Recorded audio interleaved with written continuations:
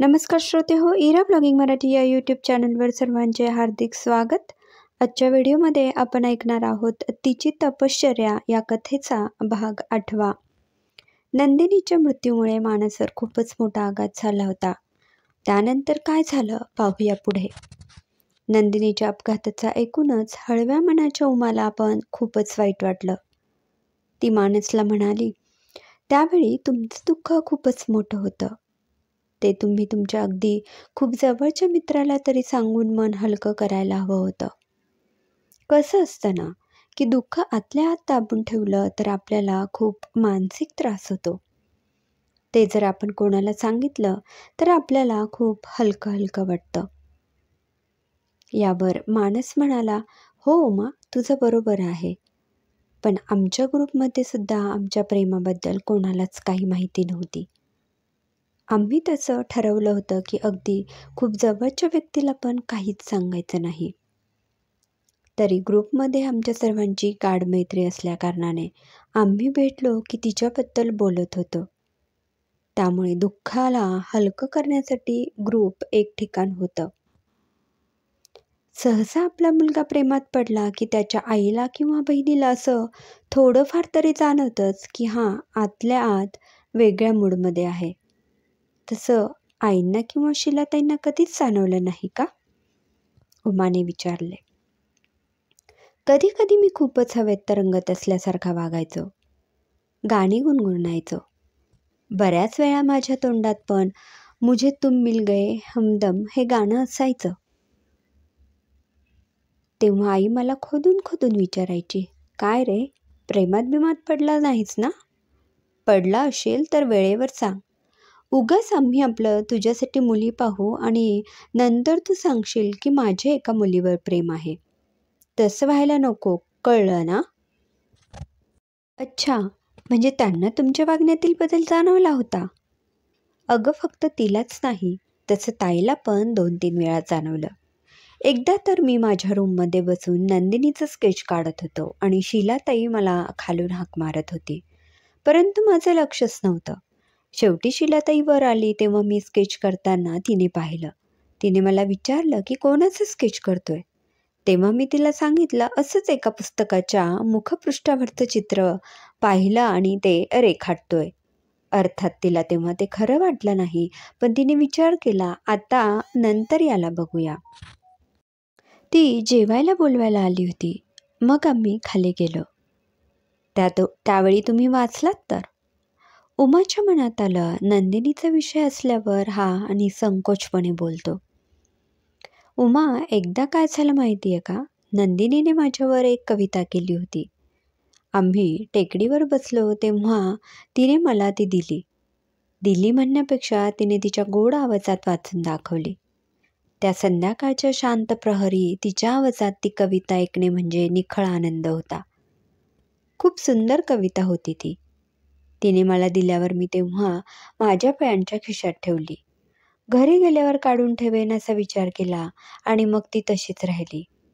नशीब माझं की दुसऱ्या दिवशी पॅन्ट धुवायला टाकल्यावर मला आठवण झाली आणि मी पटकन खिशातून कविता काढली. नाही तर तेव्हा आईला नक्कीच कळलं असतं. हो ना, तुमची चोरी पकडली गेली असती. तुमच्या आणि नंदिनीच्या बाबतीत नियती खूपच क्रूरपणे वागली आहे. आज नंदिनीताई असत्या तर तुमच्या चेहऱ्यावर एक वेगळाच आनंद पाहायला मिळाला असता. उमा म्हणाली. या जर आणि तर मध्ये माणूस अडकून पडतो की त्यापुढे सत्य काय आहे हे आपण विसरून जातो. शेवटी जे आपल्या वाटेला आले आहे ते स्वीकारल्याशिवाय दुसरा काही पर्याय नसतो. हो, तेच खरं आहे. म्हणून तर तुम्ही माझ्याशी लग्न करायला तयार झाला आहात. मी तुमच्या भावना नक्कीच समजू शकते.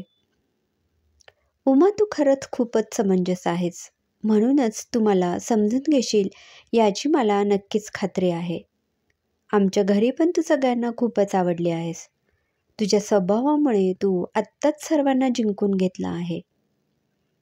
उमाच्या मनात आलं की एक ना एक दिवस माणूस तुमचं मन पण मी जिंकूनच घेईन.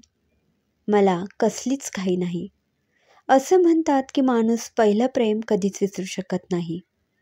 पहिल्या प्रेमाची जादू एखाद्या व्यक्तीच्या मनावर कायमच आरूढ असते. मी असंही ऐकलं आहे की लग्नानंतर प्रेम निर्माण होतं. काही जणांचं तर म्हणणं आहे की सहवासाने प्रेम निर्माण होतं. ते खरंच असणार, कारण कधीकधी ठरवून लग्न केलेले दोन जीवसुद्धा एकमेकांवर तितकंच दृढ प्रेम करू लागतात. उमा अशी स्वतःच्याच विचारात हरवून गेलेली पाहून मानस तिला म्हणाला, चल आता निघूया का? नाहीतर खूप उशीर होईल. तुला भूक लागली आहे की नाही? उमाला वाटलं मानसबरोबर राहूनच आपण तहानभूक हरपलो आहे. ती त्याला म्हणाली, अहो थोडा वेळ थांबूया ना, सूर्य अस्ताला जातो आहे. त्या पहा, मावळतीला किती सुंदर रंगछटा दिसत आहेत.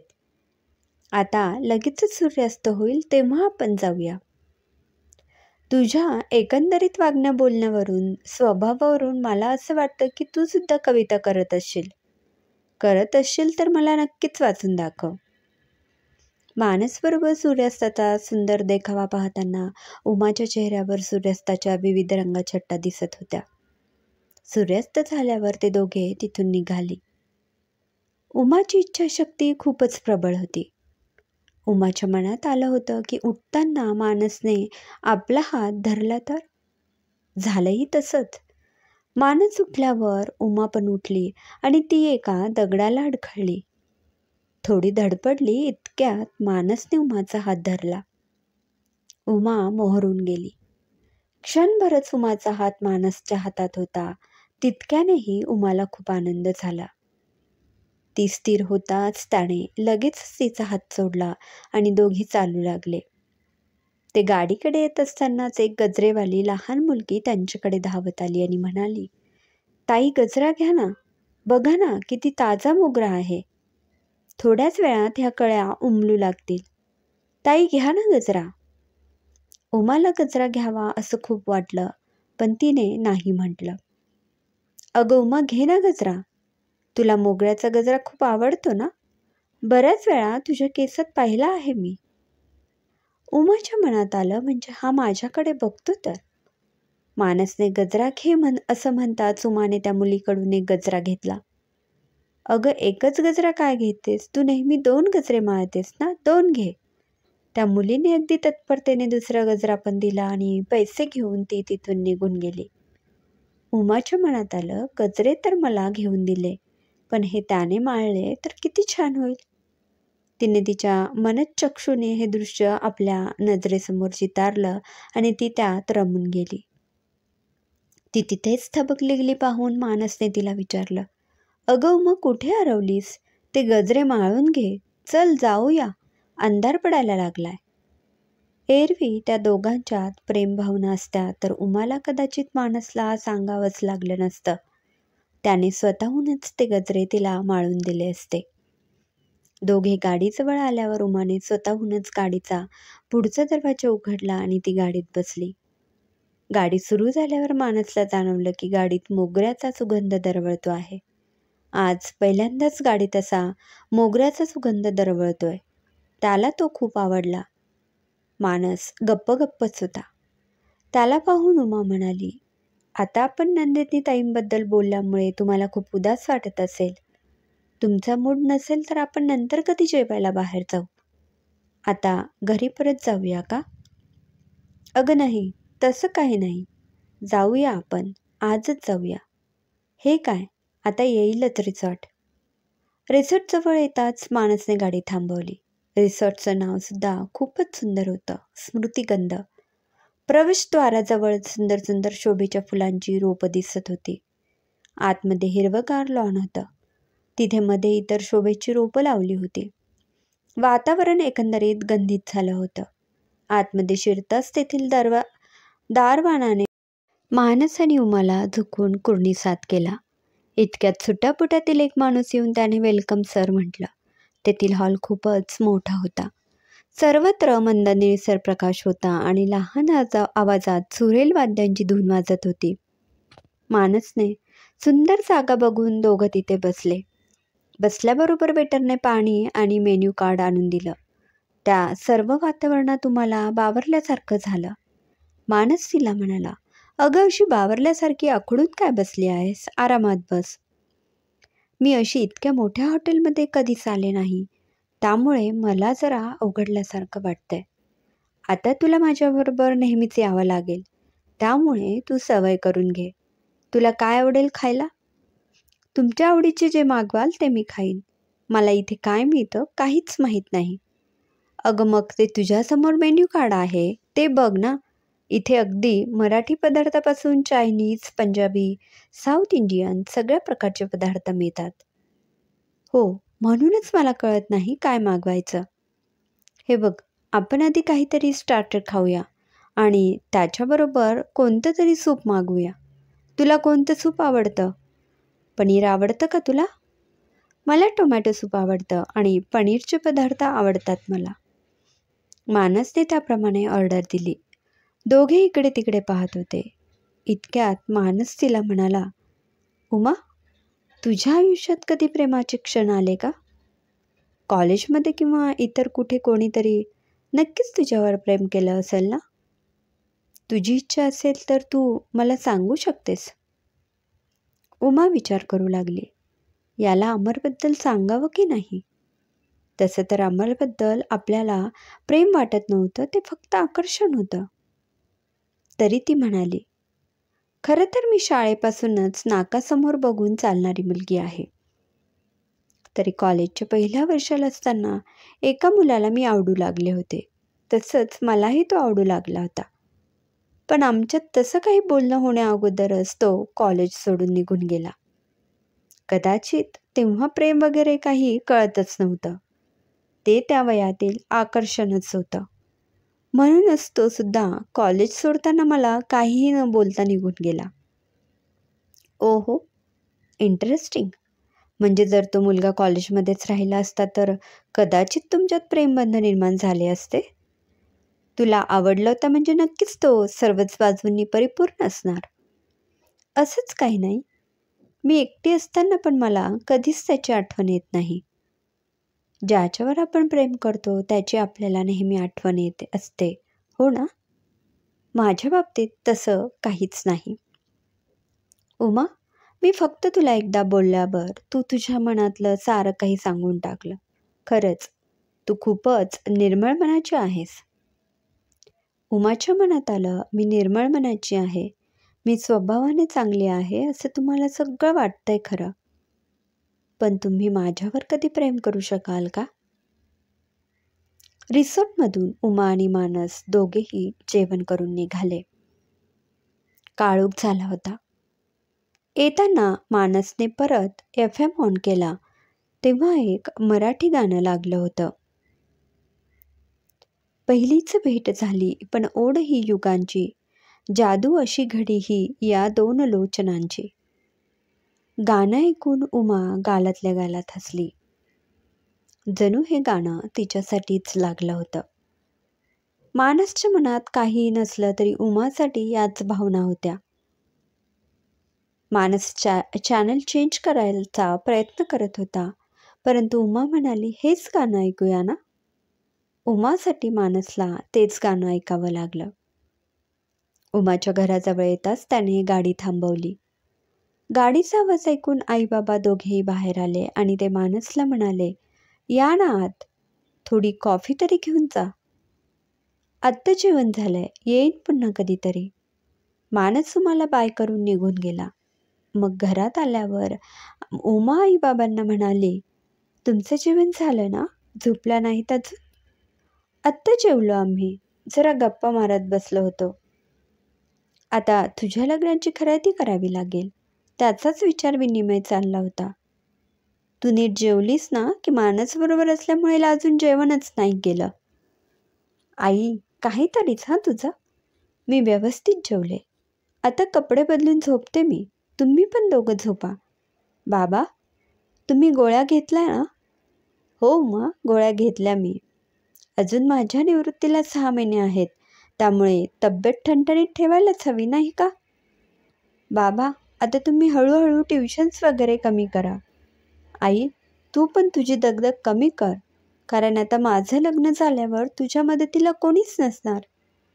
अगं तुझं लग्न तर होऊ दे, मग सर्व आपण ठरवू काय कसं करायचं ते. चल जा तू आवर आता. उमाने कपडे बदलले आणि ती झोपायला गेली.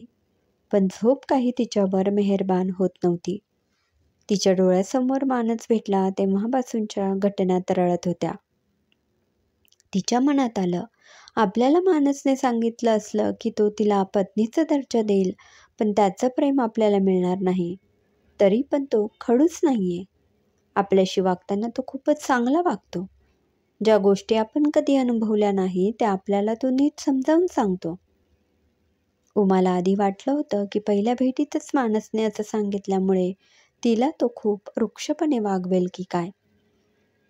दुसऱ्या दिवशी उठल्यावर रमाताई उमाला म्हणाल्या, उमा, तू राधाला विचारून घे, तिला कधी वेळ आहे. मी वसूला पण विचारते, त्याप्रमाणे आपण खरेदीला जाऊया. कोणाला काय घ्यायचे त्याची मी यादी केली आहे. सोहनींच्या घरातल्यांना पण आपल्या ऐपतीप्रमाणे काही ना काही घ्यावंच लागेल. मी राधाताईला आत्ताच फोन करून तिला कधी वेळ आहे ते विचारून घेते. नंतर परत मला त्यांच्याबरोबर पण शॉपिंगला जावं लागेल ना. उमा म्हणाली, हो बाई, आता तुला तिकडची शॉपिंग जास्त आवडीची. ते तुला खूप महागड्या साड्या आणि दागिने घेतात नाही का.